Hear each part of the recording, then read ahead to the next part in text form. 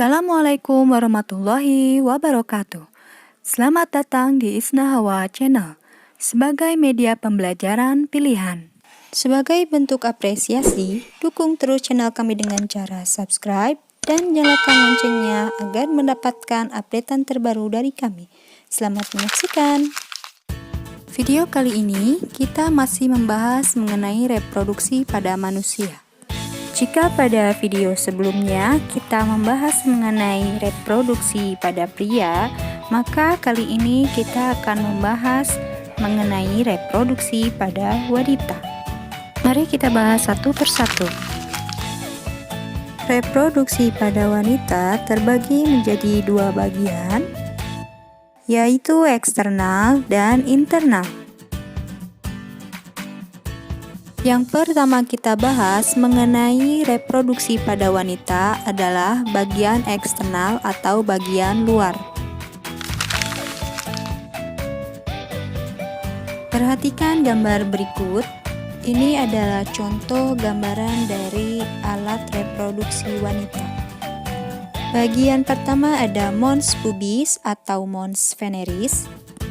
Mons pubis adalah jaringan lemak yang mengelilingi tulang kemaluan, mengandung kelenjar yang menghasilkan minyak dan mengeluarkan zat yang disebut dengan feromon.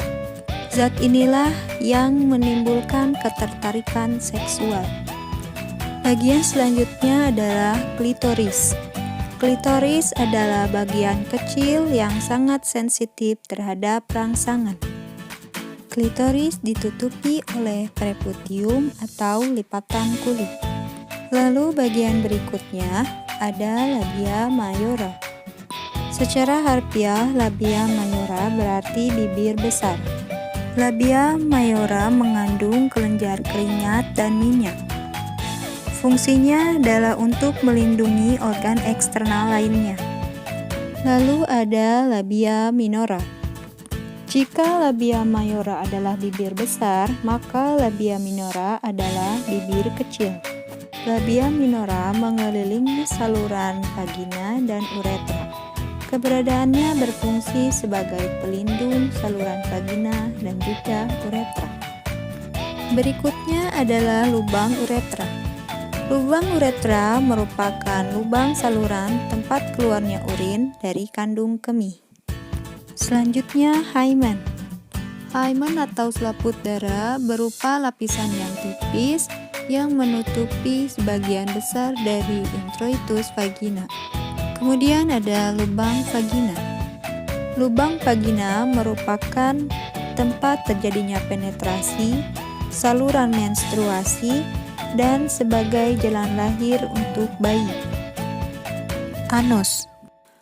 Anus tidak termasuk ke dalam organ reproduksi, namun anus posisinya berada paling dekat dengan organ reproduksi. Anus adalah lubang saluran pengeluaran hasil sisa-sisa metabolisme berupa feses atau tinja. Dan bagian terakhir adalah perinem. Perinem adalah daerah muskular yang berada di antara introitus vagina atau lubang vagina dan anus. Dilanjutkan ke pembahasan berikutnya, yaitu mengenai organ reproduksi internal atau organ reproduksi bagian dalam. Mari kita lihat contoh gambar berikut ini. Ini adalah organ dalam dari reproduksi wanita. Bagian pertama adalah fundus of uterus. Fundus uterus adalah titik tertinggi dari rahim.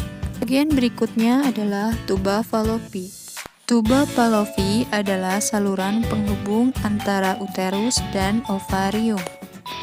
Fungsinya adalah sebagai saluran ovum dan konsepsi serta fertilisasi. Berikutnya adalah uterus. Uterus merupakan tempat perkembangan zigot apabila telah terjadi fertilisasi. Uterus terdiri dari dinding berupa lapisan jaringan yang tersusun dari beberapa lapis otot polos dan lapisan endometrium. Ovarium. Fungsi ovarium yakni menghasilkan ovum atau sel telur, serta hormon estrogen dan progesteron. Bagian terakhir adalah serviks.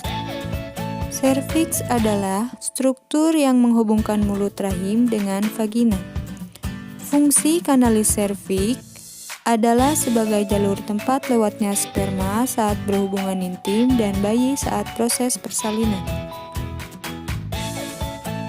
Pembahasan terakhir pada materi kali ini adalah tentang kelainan pada sistem organ reproduksi wanita. Yang pertama adalah miom. Miom merupakan pertumbuhan tumor jinak pada dinding otot rahim yang menyerang perempuan pada usia subur. Lalu yang kedua adalah prolaps uteri. Ini adalah kondisi di mana posisi rahim turun hingga ke vagina atau keluar dari bagian tersebut. Rahim turun lebih banyak terjadi pada wanita yang sudah menopause, usia tua, atau pernah melahirkan secara normal lebih dari 2 kali, dan wanita yang memiliki kelemahan otot panggul. Berikutnya adalah kondiloma acuminata. Kondiloma acuminata adalah penyakit pada sistem reproduksi wanita yang disebabkan oleh virus human papilloma. Penyakit ini berupa kutil yang tumbuh di luar vagina hingga ke dalam vagina dan sampai ke serviks. Dan jika penyakit ini tidak segera diobati, bisa berkembang menjadi kanker. 4. Sipilis. Sipilis adalah penyakit yang menandai adanya infeksi kelamin dengan tanda berupa munculnya luka mirip seperti sariawan pada organ kelamin dan juga organ pencernaan seperti anus. Penyakit ini dapat terjadi pada pria dan wanita. Dan yang terakhir ada endometriosis. Pada penderita endometriosis, jaringan endometrium terdapat di luar uterus. Jaringan endometrium dapat tumbuh di sekitar ovarium, oviduk, atau jauh di luar uterus. Itulah pembahasan singkat mengenai organ reproduksi pada wanita. Terima kasih sudah menyaksikan video ini. Semoga bermanfaat dan sampai jumpa di video berikutnya. Assalamualaikum warahmatullahi wabarakatuh.